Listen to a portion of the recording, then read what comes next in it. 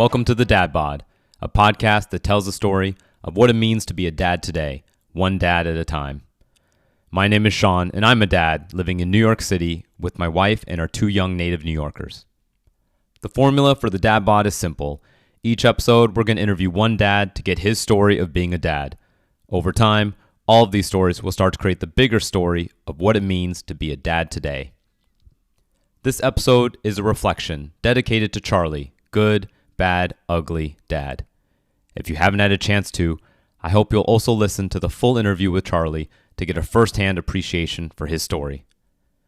As always, if you like what we're doing with the Dad Bod, hit that subscribe button and show some love to any of the Dad Bod dads by posting a 5-star review expressing your personal gratitude for their story.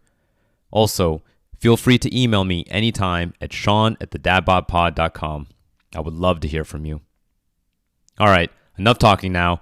Thank you so much for listening to the show. Here we go with this reflection on Charlie, good, bad, ugly dad.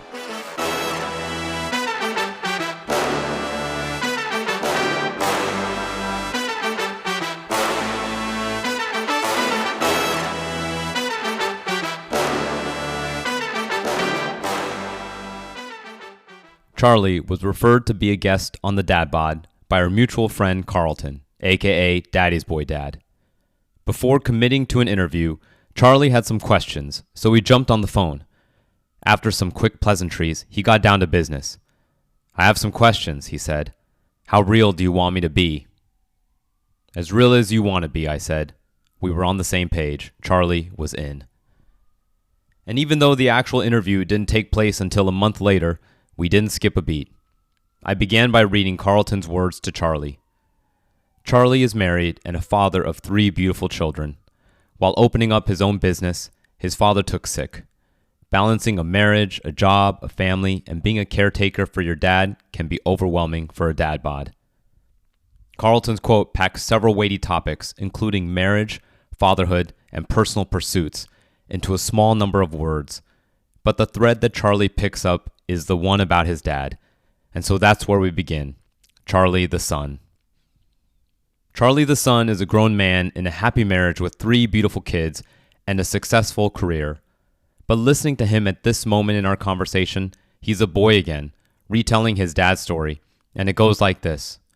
Once upon a time, a young man in Sicily asked his dad for some money as he was about to board a ship to start a new life in America.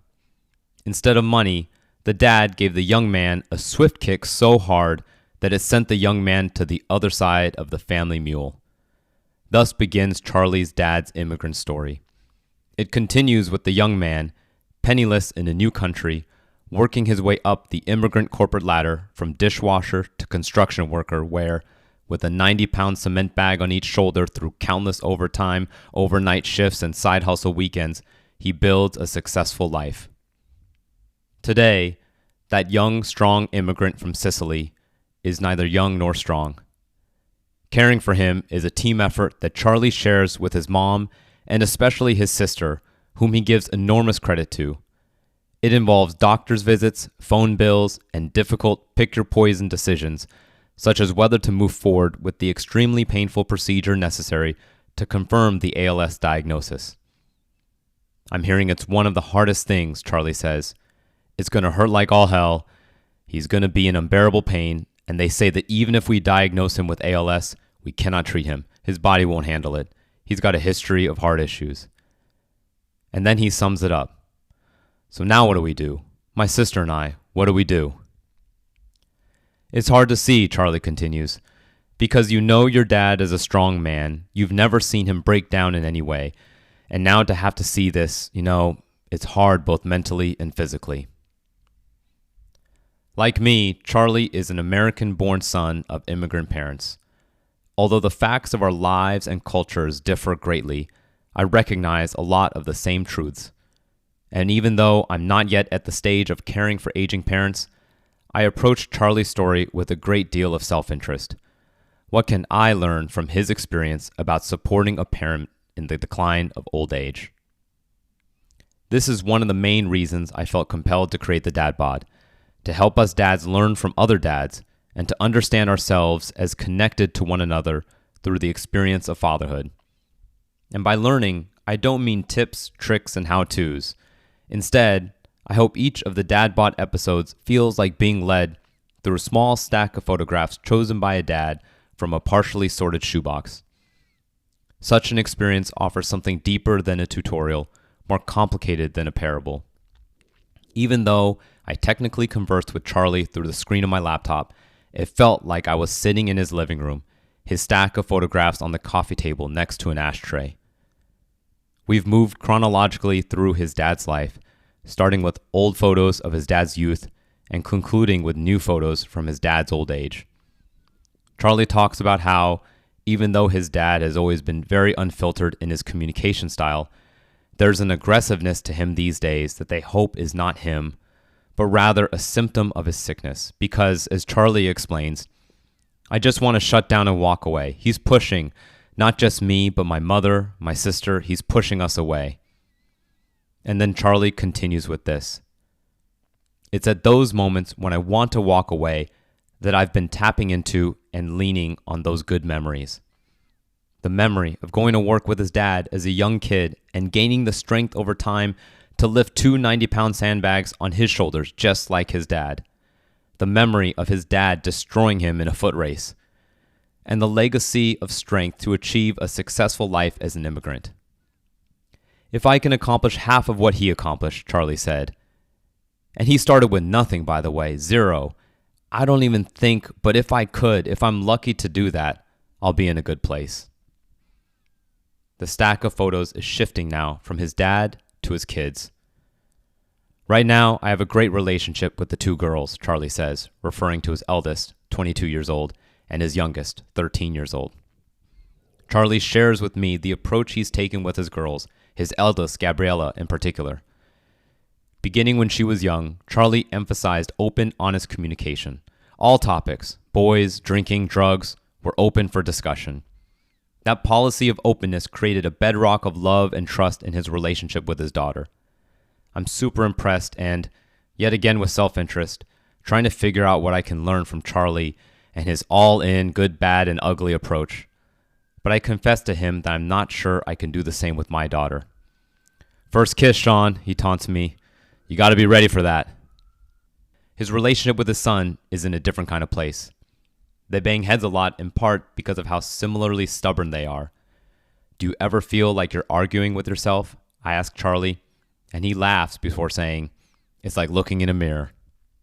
Charlie is the good, bad, ugly dad because, as he reminds me a couple times during our conversation, that's what you're going to get from him. And true to his word, he goes there. Have I raised my hands with my son in the past? Yes, absolutely. I share with Charlie that even though I wasn't hit as a kid, it wasn't a foreign concept. My dad kept a sort of home version of a rattan cane that his native country of Singapore became known for in the 90s, when even the intercession of President Clinton could not save an American expat from receiving 4 rattan cane lashes for his crimes. When he would use it on the kitchen countertop, it wasn't hard to imagine it being applied directly to me. The more we talk about his relationship with his son, the more I hear echoes of his relationship with his dad. Charlie isn't surprised when I ask him if he sees any parallels, but the topic is short-lived because ultimately, Charlie's relationship with his son should be seen on its own rather than through the lens of Charlie's relationship with his dad.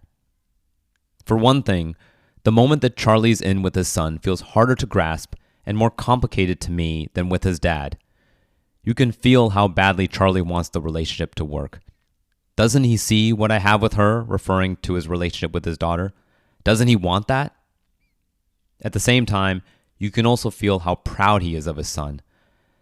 I tell him, Benny, I don't know how you do it, referring to his son rising at 4 a.m. every day to go to work. He's a machine, Charlie says with awe and admiration. The photos are now all scattered across the coffee table. Charlie was true to his word. He was 100% real. And the thing I saw and that will stick with me is that for Charlie to truly love the way that he loves his dad, his mom, his sister, his wife, his daughters, and his son is to hold nothing back. It's got to be everything, the good, the bad, and the ugly. And even though his relationship with his son has been rough lately, one thing for sure is that this love is very much alive and it will always be there. I actually have to go, Charlie says as he arranges the photos back into a neat stack. You won't believe it, but my son, invited me to go watch Godzilla and King Kong with him and my nephews. Charlie's face beamed with excitement. Nothing ugly about that.